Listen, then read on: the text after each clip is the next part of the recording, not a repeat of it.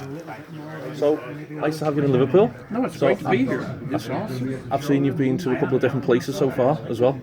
You know, we've been. I got here yesterday, and I went to the Cavern. I went to.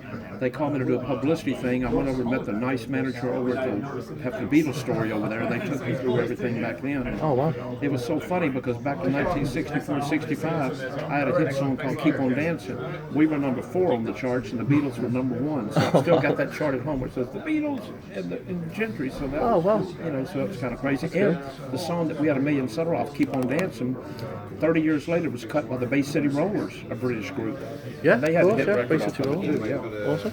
So you're looking forward to tomorrow for the big You know, love the of fans wrestling? over here have always been great because even when we have fan access in the U.S., a lot of the people from Europe come over there, Yeah. in Germany and Australia and everything else. So and I'm glad that we're over here now, so we can have a little bit more time with them than what we usually have over in the States. Excellent. I think that's what a lot of British fans do appreciate it as Oh, well. they've been great. When the newer wrestlers and the older guys come across, yeah, because right. it does give them a chance because you don't get it Yeah, to kind do it of very mix it often. all up a little bit. Yeah, it's it's good. cool. So I was about to say you've worked with you've managed a lot of great tag teams and single competitors.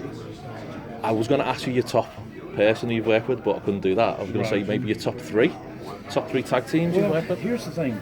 Everybody was so different. You know, I had Tugboat and Typhoon, natural disasters. I had Brutus and Hulk. I had Randy and Hulk. I had the Rougeau brothers, the Nasty Boys, and of course the Hart Foundation. And also I had Ted DiBiase and Erwin R. Shyster, Money Inc.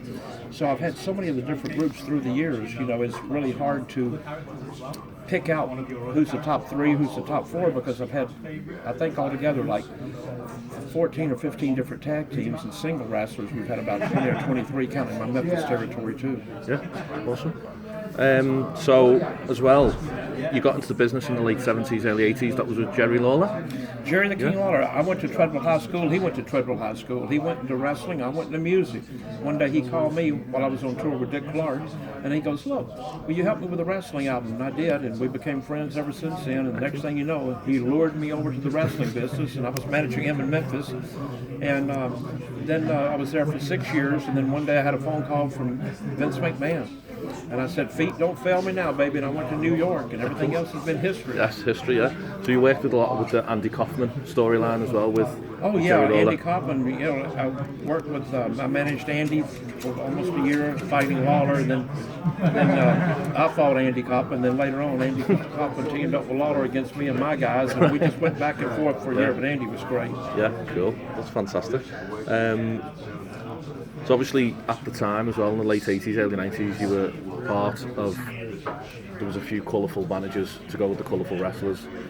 You don't really get that anymore. You have 1 or 2 managers, maybe Paul Heyman would be the Who's biggest. an advocate. Yeah. Yeah. So what do you think's changed? Why do you think you don't really see that Writers, anymore? we got to do our own interviews back in the day. Oh, right, okay. And I think that they use more writers now, writing for the guys on what they want them to say, where before we got to say from our heart what we felt like, you know, who we were going against. And it's just different now, you know. Yeah. And Paul Heyman's great. I love him.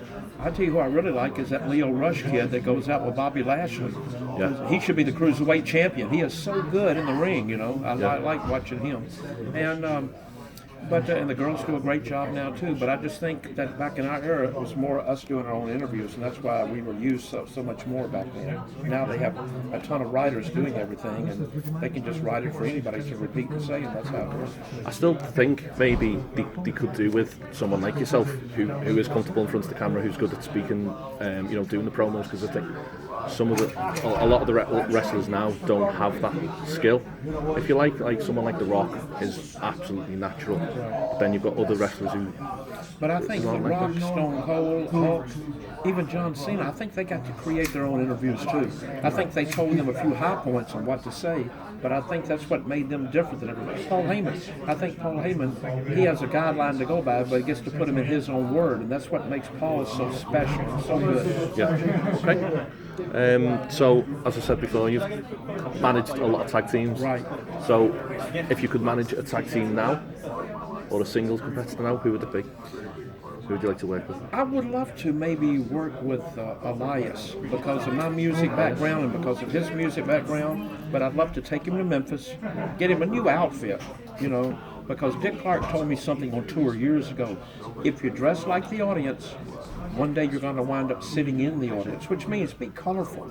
If you're in the entertainment business, give the people their money's worth. When they come to see you, nobody wants to see somebody dressed like themselves. Why do you want to pay $100 for a ticket to see somebody who looks like you? So be different, be colorful. I'd like to take Elias to Memphis, cut a hit album on him, get him some more material, a little bit more catchier stuff. The stuff he writes is great, but it needs to be a little bit more catchy. Something that once you get the exposure, you can really put on an album to sell to the fans. Yeah. But I think he's got a great look. He can talk. He can do it all. But I'd love to do that with him. He'd be great. Awesome. I mean, he already is great. Yeah.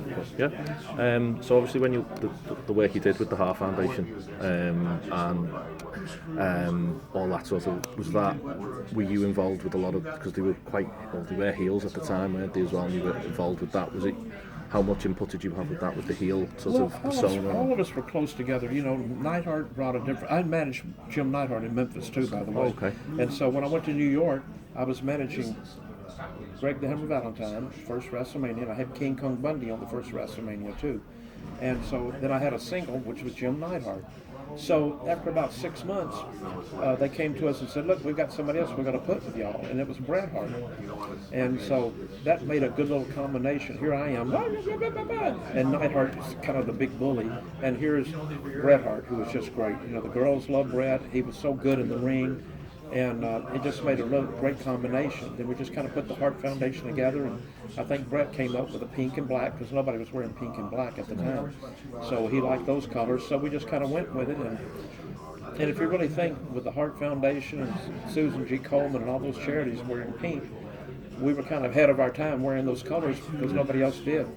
But Bret was kind of the leader of the team. He kind of put the matches together, and we kind of followed along with it. But I just think because we were so different, it made us so much alike, if that makes any sense. Yeah, absolutely.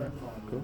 I did. That's why I asked you about the whole Hart Foundation, just with you were saying about the bright. Today, I thought that would have been yourself, so that was Bret's idea. I didn't realise that, with the pink and black. Right. Yeah. So have you got any good memories as well of when you did manage them? Because obviously, unfortunately, Jim's not with us anymore. I've got one quick story here, and I'll try to make it quick. We were in White Plains, New York, the Hart Foundation against the Rougeau brothers. This is before I managed the Rougeau brothers. During the match, there was a small referee, a little referee that was out there, and he goes, before the match, he goes, look, whatever y'all do not grab my toupee. He had a toupee on. Whatever you do not grab my toupee. Okay, we're not going to grab your toupee, Now, Neidhart and them were late coming to the building. So when they got to the building, Neidhart was taping his elbow pad up because it was loose, and he was running the tape around his elbow as fast as he could, but the tape got turned around backwards. So the sticky stuff of the tape was on the outside, and part on the inside too. So during the match, they did the old spot where we get the babyface in the corner. The referee goes in face first to the babyface to break, to break it up, and the heel's behind him. When Neidhart threw the punch over his head, when he threw the punch over his head and jerked his elbow back, the guy's toupee got stuck to his elbow pad.